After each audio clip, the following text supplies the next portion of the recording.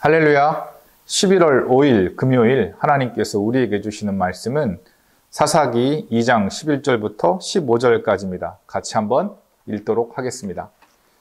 이스라엘 자손이 여호와의 목전에 악을 행하여 바알들을 섬기며 애굽 땅에서 그들을 인도하여 내신 그들의 조상들의 하나님 여호와를 버리고 다른 신들 곧 그들의 주위에 있는 백성의 신들을 따라 그들에게 절하여 여호와를 진노하시게 하였으되 곧 그들이 여호와를 버리고 바알과 아스타로스를 섬겼으므로 여호와께서 이스라엘에게 진노하사 노력하는 자의 손에 넘겨주사 그들이 노략을 당하게 하시며 또 주위에 있는 모든 대적의 손에 팔아 넘기심에 그들이 다시는 대적을 당하지 못하였으며 그들이 어디로 가든지 여호와의 손이 그들에게 재앙을 내리시니 곧 여호와께서 말씀하신 것 같고 여호와께서 그들에게 맹세하신 것과 같아서 그들의 괴로움이 심하였더라.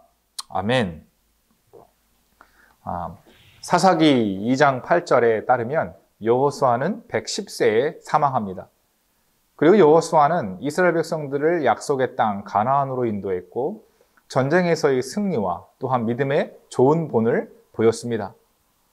또한 7절을 보면 이스라엘 백성들은 하나님의 행하신 일을 기억하고 또한 경험한 이들은 순종과 헌신으로 이어졌습니다. 그러나 10절부터 보게 되면 하나님을 알지 못하는 이 무지한 일들이 일어나기 시작했습니다. 그 결과 11절과 12절에 보면 여호와의 목전에 악을 행하여 바알이나 아스타로스를 섬겼고 12절을 보면 조상들의 하나님 여호와를 버리고 다른 신들을 따라 그들에게 절하고 하나님의 진노를 샀습니다. 결국 14절을 보면 우상 숭배에 대한 하나님의 반응을 보게 됩니다. 그것이 무엇인가 하면 여호와께서 이스라엘 향하여 진노하사 노력하는 자들의 손에 넘기셨다 이렇게 가르치고 있습니다. 요약하면 이런 겁니다. 여호수아와 그의 세대가 하나님을 기억하고 잘 섬겼습니다. 그런데 어떤 이유에서든지 하나님을 아는 지식에서 멀어지고 또한 하나님을 전혀 하나님이 어떤 일을 하셨는가 모르는 시대가 일어납니다. 그 결과 이 새로운 시대는 하나님을 버리고 다른 신들을 섬겼고 하나님은 심판을 내리십니다. 그렇다면 왜 사람들은 이 아스타롯을 섬겼을까요? 그 이유는 먹고 사는 생활의 문제와 직결되었기 때문에 그렇습니다. 목축을 하다가 이제 가나안에서 농경 사회로의 변화를 맞이합니다.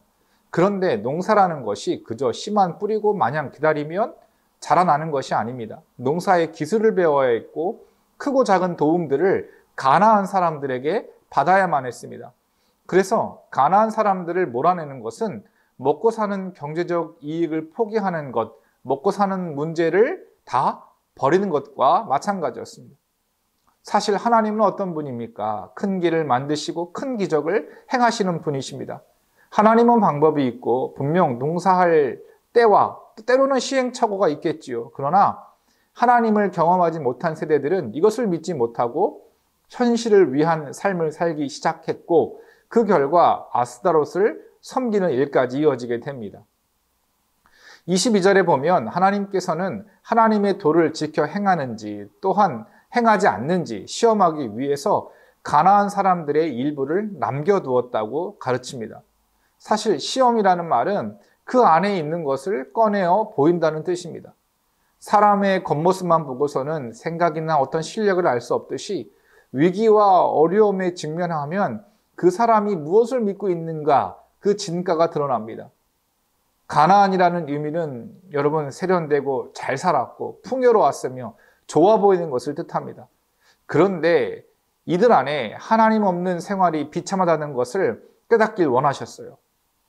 또한 이들의 생활을 따라가고 좋아져 버리면 시험에서 보기 좋게 하나님보다는 가나안을 또 하나님보다는 이 세상을 선택한 것이 그 이스라엘 백성들의 믿음이었고 또한 실제의 모습이었습니다. 예수님을 믿고 또한 은혜를 받았지만 어떤 모습에 비유할 수 있는가 하면 예수님께서 유대인들에게 비유로 하신 말씀이 하나 있습니다. 어떤 사람 속에 귀신이 떠나가고 그 방은 비어져 있습니다. 그런데 그 떠나간 귀신이 갈 곳이 없어 다시 그 사람에게 가보니 방이 청소되었다고 합니다. 그리고 이번에는 추악한 7 귀신을 같이 데리고 와서 그 사람이 이전보다 더 엉망으로 만들어버립니다. 귀신은 어떤 더러운 정욕을 말하고 일시적인 것은 감화 감동을 받았지만 전혀 어떤 이 믿음에 자라지 못하고 또한 텅 빈 것은 주님이 그 마음의 주인이 아니며 또한 지속적인 은혜를 받지 못했다는 뜻입니다. 17절을 보면 이스라엘 백성들은 그저 하나님의 말씀에 순종하지 않는 것뿐만 아니라 결국 하나님을 떠난 사람은 도덕적인 방종에 이르렀다고 가르칩니다. 주 안에 사랑하는 여러분, 우리 자녀들에게 신앙을 가르치는 것보다 더 시급하고 중요한 것은 없습니다. 누구라도 모든 부모는 자녀들이 고생하지 않기를 바라기에 그것이 경제이든 아니면 학업이든 무엇이든 좋은 것을 주려고 하는 것이 부모님들의 마음입니다. 그럼에도 이 자녀를 양육할 때에 하나님을 향한 믿음이 필요합니다. 경제적인 거, 좋은 학문, 또한 잘 되는 길은 믿음 이후에 따라오는 것임을 믿고 정말 우리의 자녀들이 하나님의 말씀에 떠나지 않도록 양육하고 가르쳐야 한다는 것입니다. 오늘 말씀을 통해 우리가 한 가지 교훈을 받습니다. 우리가 하나님을 떠나는 것은 그저 어떤 이 의지의 문제가 아니라 우리 마음속에 하나님을 믿느냐 믿지 않느냐, 더 나아가서 그것이 우리 실제적인 삶과 이어지게 되고 도덕적인 방종으로 이어지게 된다는 것입니다. 하나님을 알지 못하는 시대가 일어났다고 합니다. 그것은 다름 아닌 부모가 자녀들에게 하나님의 말씀대로 가르치고 또한 신앙인의 문제라고 한다면 단호하게 해야 합니다. 잘 안 됩니다. 그러나 하나님의 은혜를 구하고 더 나아가 정말 우리 자녀들이 하나님의 또한 부르심을 따라 한평생 하나님을 잘 믿는 그런 자녀들과 또한 가족 되시기를 주님의 이름으로 기도합니다. 기도하겠습니다. 하나님 아버지 은혜를 진심으로 감사합니다.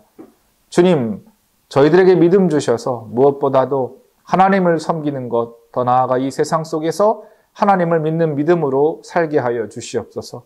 그러니까 잘 안 되고 어렵고 힘든 일이지만 주님께서 이 세상보다 크시며 세상 가운데 역사하시며 결과를 만들어내시는 분이심을 믿어서 하나님을 신앙하게 하시고 더 나아가 우리의 자녀들에게 믿음과 하나님을 아는 지식을 가르치는 귀한 은혜가 있도록 하나님 역사하여 주시옵소서. 감사드리며 사랑이 많으신 예수님의 이름으로 기도합니다. 아멘.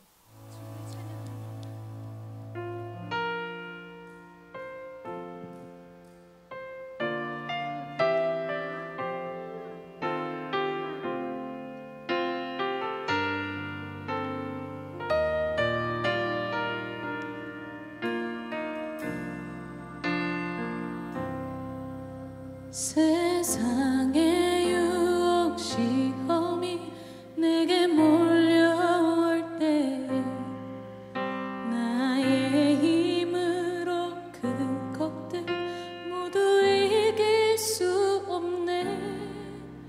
거대한 폭풍 가운데 위축된 나의 영혼 어찌할 바를 몰라 헤매이고 있을 때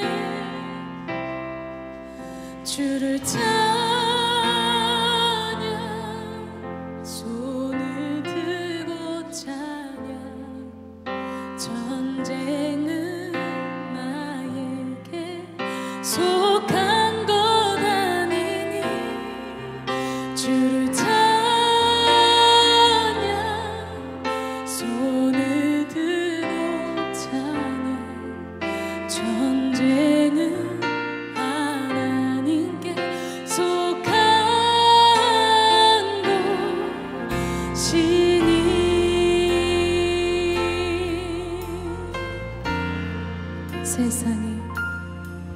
세상의 유혹 시험이 내게 몰려올 때에 나의 힘으론 그것들 모두 이길 수 없네.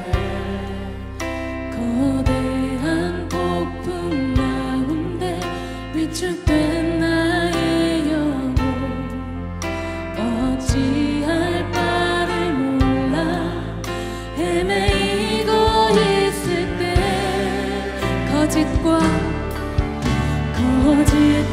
속임수로 가득 찬 세상에서 어디로 갈지 몰라 머뭇거리고 있네.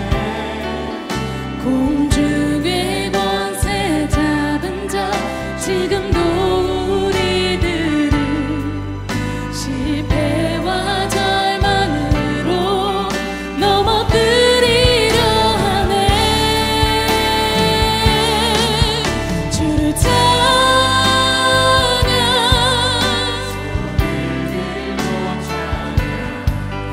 전쟁은 나에게 속한 것 아니니 주를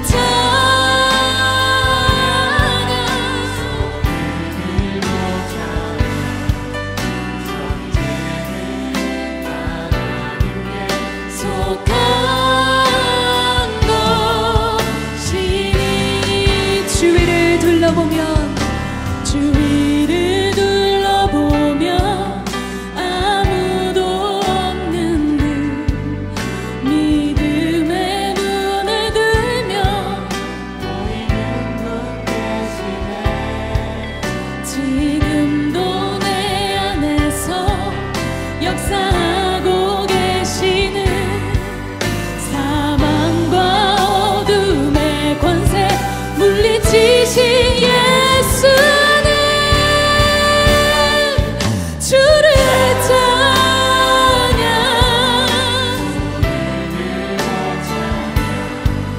전쟁은 나에게 속한 것 아니니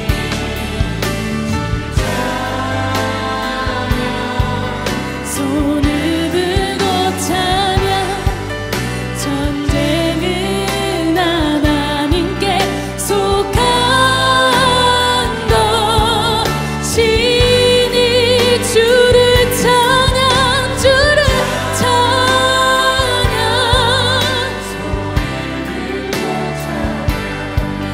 전쟁은 나에게 속한 것 아니니 주를 찬양. 전쟁은 하나님께 속한 것이니 오직 우리의 할 말은 이것입니다. 주를 찬양.